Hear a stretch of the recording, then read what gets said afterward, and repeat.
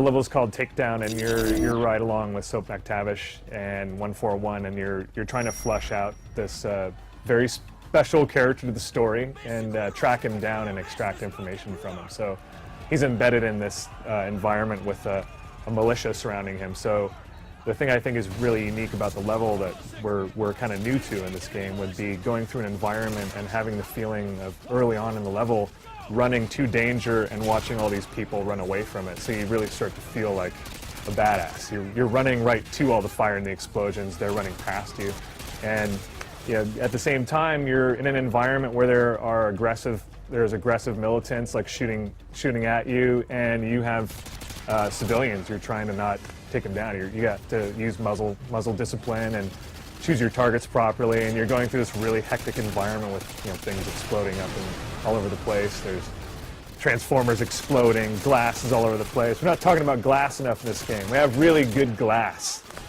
They're great glass this time. Very proud of the glass. But we really worked hard on making the environment destructive. Things are flying up all over the place, trying to get things to feel really active and dynamic. Weapons in this game are the hero of the show. So we spent a lot of time, the last 2 years in fact, just polishing up even if we have a weapon that's a fan favorite from the last game, we went in and polished that up as best we could, rebuilt it from scratch actually. Reanimated everything, went in and added parts to the weapons to make them more interesting. We just wanted it to look the part, like look the hero. We spent a lot of time researching how camo paint jobs go into weapons. So if you step into single player, you can expect to see Arctic weapons that match the environment they're in. And that plays into Spec Ops. It also plays into multiplayer where you can actually customize the paint job. And it looks way better this time. We really went in and detailed that out. Spec Ops mode, we always wanted to do some co-op, so we took the gameplay that you saw in Sniper Escape last game, Modern Warfare 1, and expanded on that. So a two-man team, like buddy system, going through a game mode that is entirely separate from single player, just completely different. So it sits on its own as its own, almost a third game within the box. So you can go through and you can play it solo, you can play it split screen, or you can play it online with a friend. We built on the buddy system, and it just seemed to work really well for us. So it's a nice, tight, compact co-op experience that way, and we were able to build missions around that. So like I was saying, it has nothing to do with single player at all. No single player campaign in Spec Ops whatsoever. So with that said, you and a buddy are just going through these levels that are just tailor-made specific challenges or experiences level by level.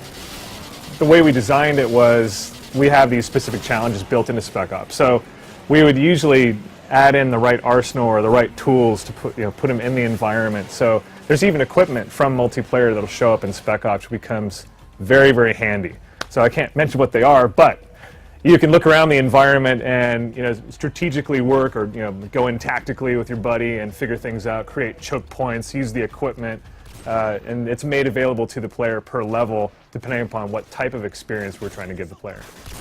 You don't have to play single player to unlock Spec Ops. You can fire up the game, turn it on day one, and have single player, multiplayer, and Spec Ops all completely available. But as you're going through Spec Ops, day one when you start, you'll need to play a couple of missions to start unlocking pieces of Spec Ops. Now that doesn't mean that if you're playing online and you have a friend that's a little further along in Spec Ops, you can't join them. You'll be able to join them in that level, but you'll have to unlock it on your, progressively with a friend. The way the different modes for Spec Ops works, we go regular, there's no recruit. So you have regular, hardened, and veteran. And the way that would play out, for example, in one level would be we multiply the amount of enemies you have to kill, or we take time off. You have to finish it in a shorter amount of time. And there's three stars earnable per level. It was very challenging to get the level of dynamic explosions and objects, from single player into multiplayer. I know we're playing over the internet and we're trying to, get that stuff across client side and server side.